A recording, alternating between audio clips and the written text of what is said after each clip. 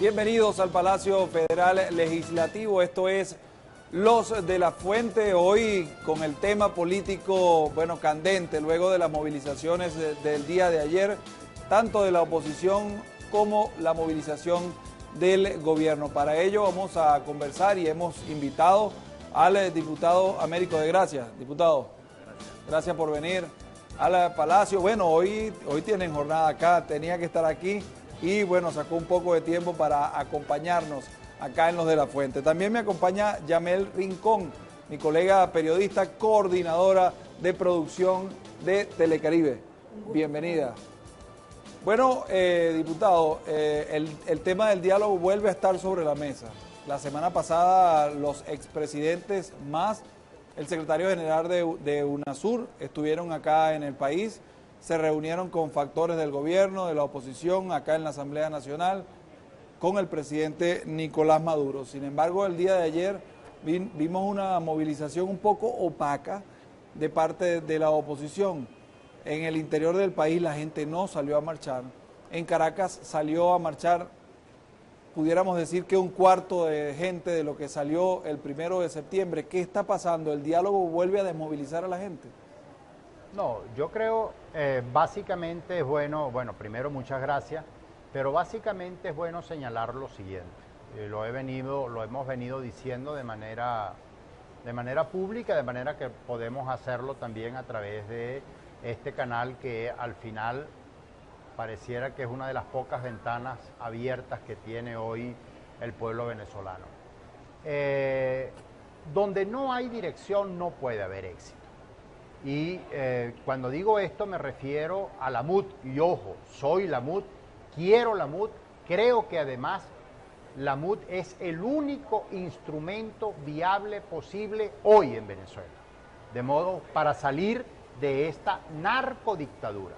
De manera que no le estamos tirando piedra a la MUD, todo lo contrario, le estamos pidiendo como venezolanos, como diputados, como partido político, como ciudadanos, que nos pongamos de acuerdo, que hagamos una suerte de reglamentación para poder invocar y convocar al pueblo a la calle para hacer un plan, para hacer una ruta y por supuesto para tener el éxito adecuado, no solamente desde el punto de vista electoral, que ya dio como resultado el que ganáramos abrumadoramente la Asamblea Nacional, sino también para poderlo dirigir, que asuma la MUD el rol de vanguardia que realmente no lo ha podido asumir. Cuando tú hablas de la convocatoria de la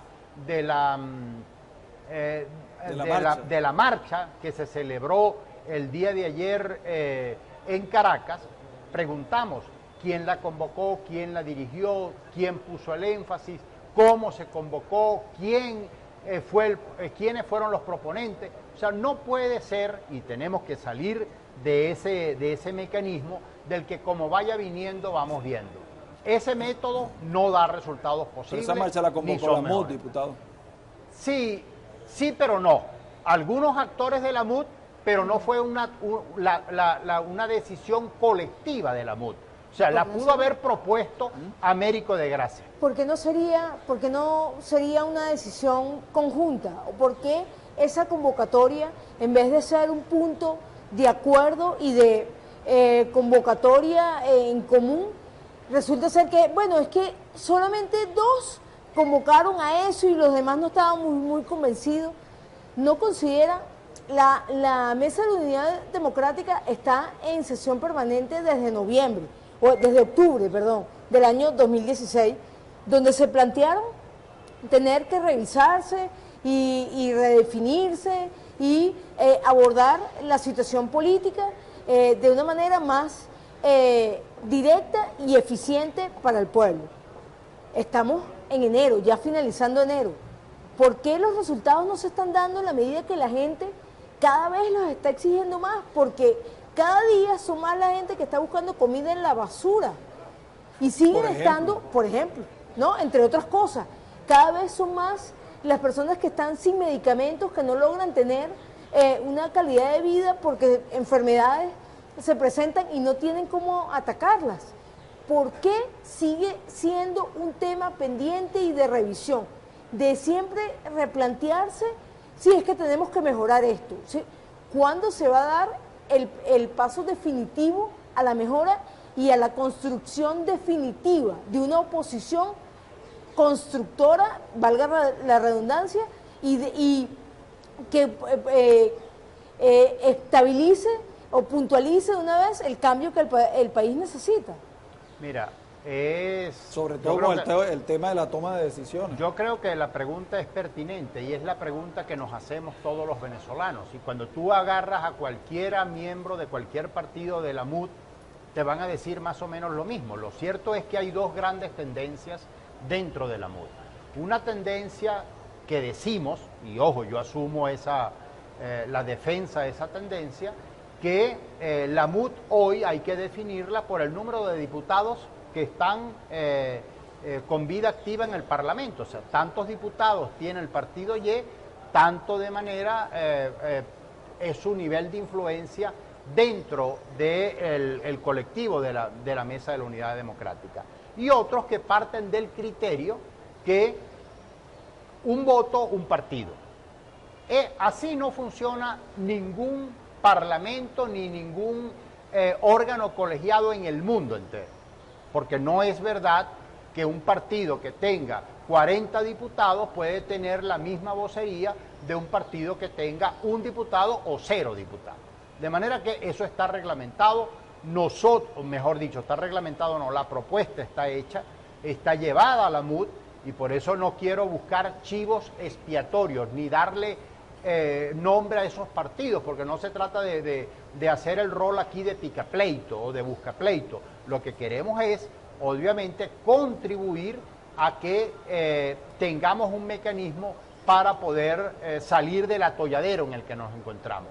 Ojo, y me temo que sin la MUD resolver esto, muy difícil podremos resolver temas como el diálogo, muy difícil podremos resolver el tema de los presos políticos, incluso el de las elecciones, porque hay una suerte de mitología de que el año pasado se pusieron en marcha 4 estrategias y tenía que haber sido una sola. Eso no es verdad. Tú puedes instrumentar 4 estrategias siempre y cuando esas estrategias no sean contradictorias. Y no era contradictorio aprobar, por ejemplo, la enmienda constitucional y a su vez pedir el referéndum revocatorio, pero a su vez solicitar la elección de gobernadores que ya de hecho constitucionalmente correspondía. Esas 3 estrategias parecían de anteojito, que eran viables, eran posibles, pero que en este caso la MUD tenía que poner también el énfasis. Yo no pongo el énfasis, perdona, con esto cierro, en lo que hace el gobierno. Yo pongo el énfasis en lo que nosotros, se supone, tenemos que hacer desde el punto de vista estratégico en beneficio de la solución final para todo este problema. Vamos a escuchar cómo miran desde el lado del gobierno a la oposición y el tema del diálogo. La canciller de la República, Delcy Rodríguez, insiste en que este es el único camino para dilucidar lo que ocurre acá en Venezuela. Vamos a escucharlo. ¿Qué es el diálogo, doctor Rangel?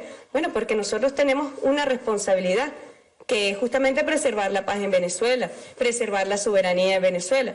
Y la oposición venezolana tiene que entender que su acción política tiene que estar enmarcada responsablemente y el diálogo no hay otra opción, como lo ha dicho el presidente. ¿Es diálogo o es diálogo? Porque ¿cuál es la opción al no diálogo? La violencia. La muerte. La muerte, exactamente. Y lo que buscan, que es la confrontación entre los hermanos y las hermanas venezolanas. Bueno, el presidente ahí sigue. Nosotros seguimos en el diálogo, nosotros hemos seguido participando y nosotros seguiremos participando del diálogo. Esperamos que la oposición venezolana tenga, Bueno, escuchando a la canciller, no es diálogo porque es a juro, ¿no? Tiene que ser una cosa porque busquen una solución. Y sobre todo porque ese diálogo no se exige, mas no se cumplen las responsabilidades asignadas para cada uno. Sí. ¿En qué medida se puede hablar de un diálogo responsable en el país cuando una de las partes, por no decir incluso ambas partes, no cumplen con lo establecido en lo ofrecido o en los acuerdos obtenidos en esas mesas de trabajo? ¿Existieron esas mesas de trabajo? ¿Se dieron a cabo esas mesas? ¿El gobierno firmó esos acuerdos? Te voy a poner dos ejemplos por qué, a mi juicio, aquí y ahora, yo no sé mañana, pero aquí y ahora el diálogo no es viable. Te pongo el ejemplo siguiente. Aquí se han ganado gobernaciones como la de Miranda, como la de Lara, como la de Amazonas, y ellos como la alcaldía mayor con Antonio Ledesma, y le han montado gobiernos paralelos. Corpo Miranda, Corpo Zulia en el y les han quitado otras alcaldías como la de Maturín. Les han quitado alcaldía, no reconocen la Asamblea Nacional y hacen un poder legislativo paralelo a través del TCJ. O sea, no hay un reconocimiento a las autoridades.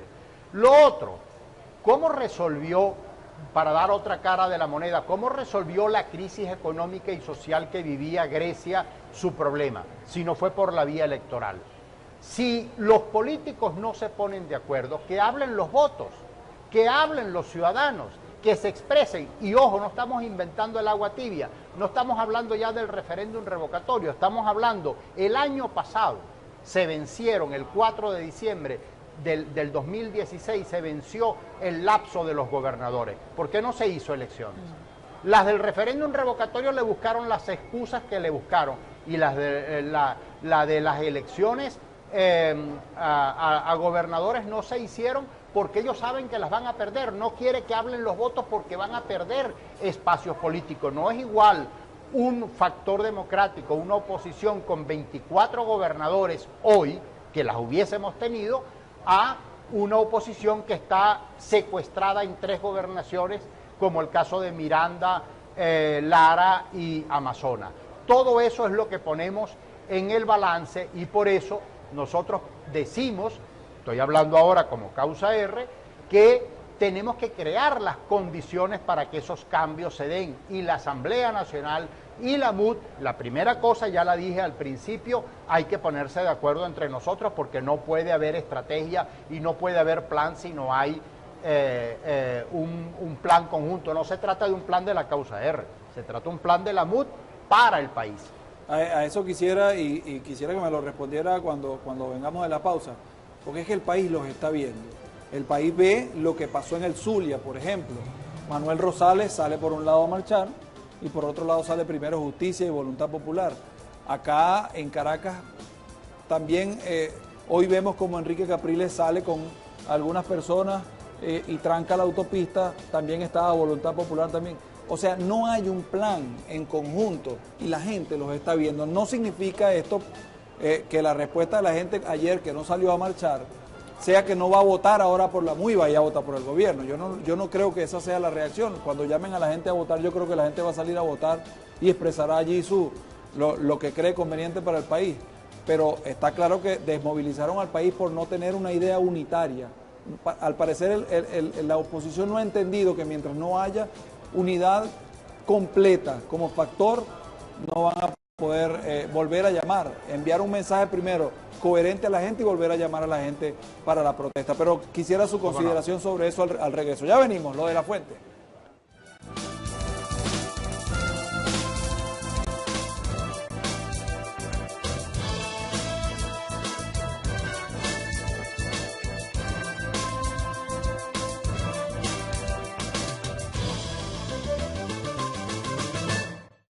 Continuamos en vivo nuestra conversación con el diputado invitado acá en Los de la Fuente este martes 24 de enero por el Estado Bolívar, Américo de Gracia, mi colega Yamel Rincón, quien me acompaña a hacer estas interrogantes al diputado Américo de Gracia.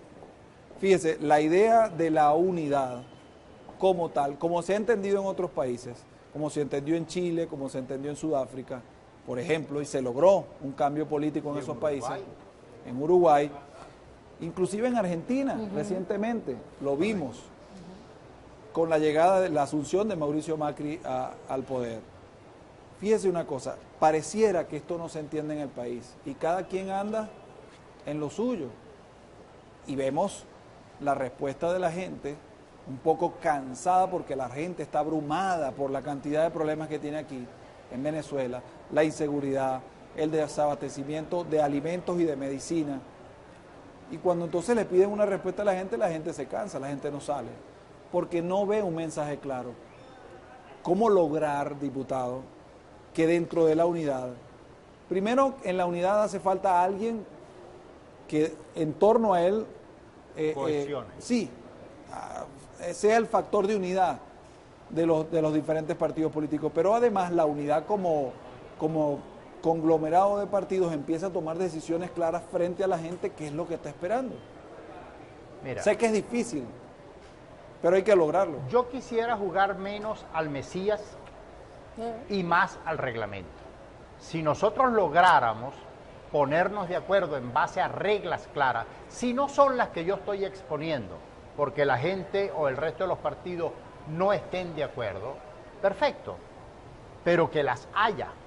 Diputado, pero es que El no puede asunto ser, está en que no lo hemos logrado es internamente. inconcebible que ustedes sepan estar unidos solo cuando pierden, porque cuando ganan es la Ojo, dispersión y al completo. lo han dicho muchos diputados, que después de ganar el 6 de diciembre, bueno, empezaron a pensar en candidaturas de gobernaciones y de presidente. Sí, fíjate, hay una posibilidad en este momento histórica, pues yo creo que nunca antes el oficialismo y esta narcodictadura había estado tan débil como lo está hoy. Pero, obviamente, tienen a una oposición que no se pone de acuerdo, ya casi no nos ponemos de acuerdo ni siquiera en la forma, porque hay unos que ya están cuestionando incluso hasta que la MUD no se llame MUD, sino que se llame de otra manera. Y eso sería un error. Nosotros para lo nuestro es MUD, y ya le voy a decir por qué, en la forma MUD y en el fondo la estrategia. Pero para eso también necesitas una reglamentación. Y aquellos que están planteando hasta cambiarle el nombre a la MUD, eso lo aprovecharía perfectamente el gobierno. Suponte tú que le pongamos otro nombre distinto para descalificar la tarjeta, que es la única tarjeta legal que hoy está en el Consejo Nacional Electoral. De manera que estratégicamente es un error de la oposición hoy plantear un nombre distinto para la tarjeta de la MUD o para el conglomerado y el colectivo que hoy nos agrupa.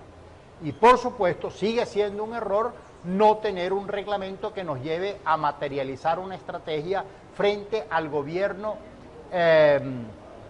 que perdió toda base popular a pesar de todas las promesas. Hoy la tarjeta de la patria, ayer las misiones Y o Z, pero que no cuenta con el respaldo popular porque la gente está fatigada, agotada, muerta de hambre, sin medicina, con un índice de criminalidad espantoso. Y por eso necesitamos ponernos básicamente de acuerdo. Y todas las preguntas que ustedes han formulado, la respuesta está, lamentablemente, pareciera que sirviera para todas, en la reglamentación de la MUD. Y por eso decimos, y en algunos casos hemos hasta exagerado, en mi caso particular, y hemos dicho, porque algunos acusan a que los errores que hemos venido cometiendo son adjudicables al G4. Yo diría, ojalá y existiera el G4. El asunto está en que ni el G4 se reúne para tomar unas decisiones. Y otros dicen, y con esto cierro la idea, de que es culpa de Chuo. Eso no es verdad.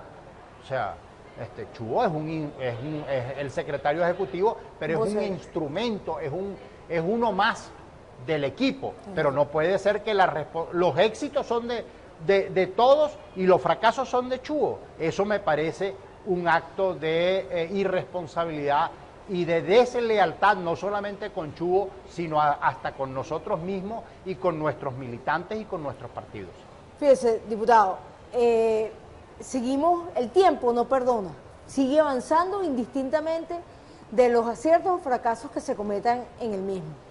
La semana pasada, aprovecho la oportunidad para decir, el programa Tiene la Palabra Diputado tuvo al invitado al diputado Edwin Rojas, del PSUV.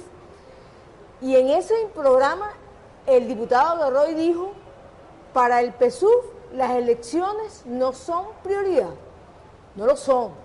Para el gobierno las elecciones están descartadas mientras los números no le favorezcan.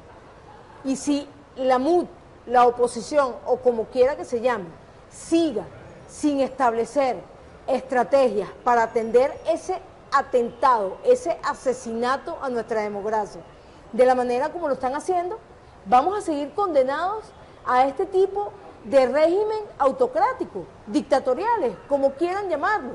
Sencillamente un gobierno que va a seguir aplastando los derechos de todos y cada uno de nosotros los venezolanos. ¿Por qué sigue siendo la masa popular, el electorado, el que pague los errores que los políticos cometen y que además se disculpan y vuelven a cometer y no se vuelven a disculpar y vuelven a enmendar? ¿Cómo van a asumir este año, que en teoría debería ser electoral, pero hasta ahora no hay ninguna convocatoria que así lo garantice y no hay ninguna acción que así lo exija, para poder devolver algún vestigio de democracia que pueda tener el país? Sí, es que lo que tú acabas de decir es tan grave, Gamal, es tan grave que nosotros, el único proceso electoral, por ejemplo, que se hizo en Venezuela a propósito de renovar las autoridades de la CTV fue en la época de Ortega.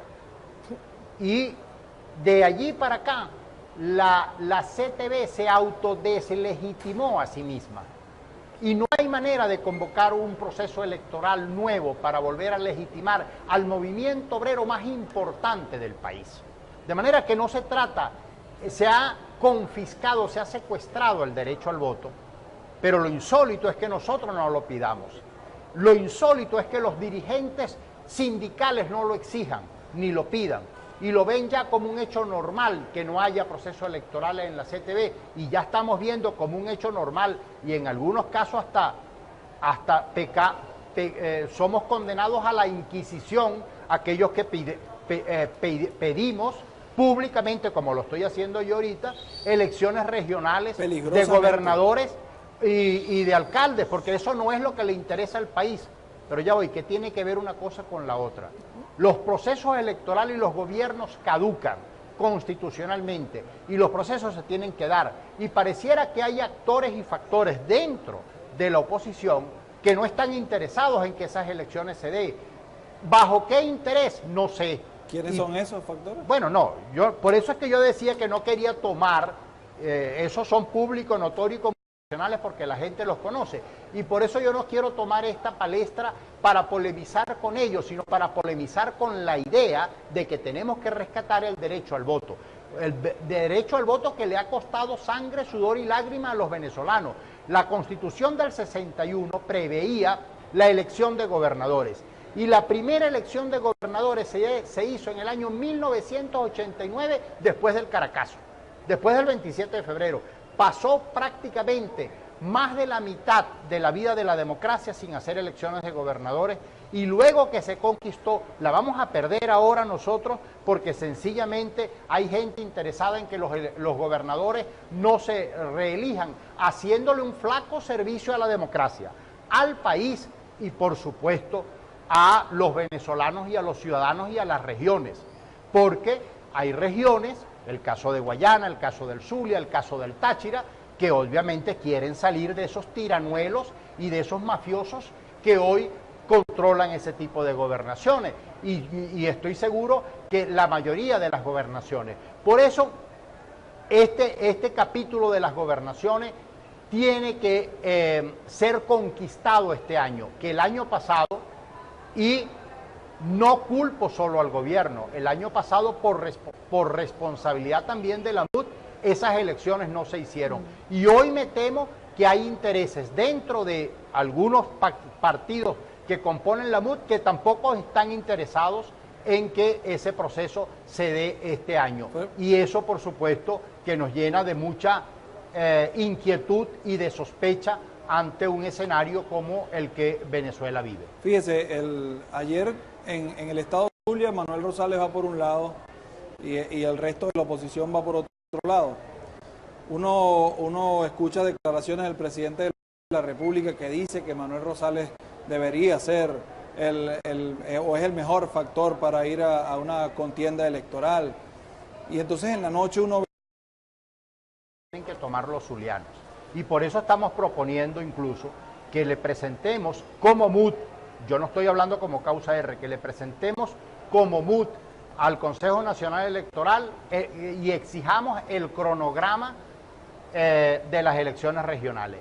Que exijamos las primarias, porque eso se puede resolver perfectamente en primaria. Si a quien quieren es a Rosales o a Guanipa, o sea, que entiendo son los que están en la contienda, pueden haber otros, no los conozco, pero pueden haber otros, que le pidamos las primarias. Y ojo, la MUT no necesariamente tiene que esperar el campanazo del Consejo Nacional Electoral para hacer primaria.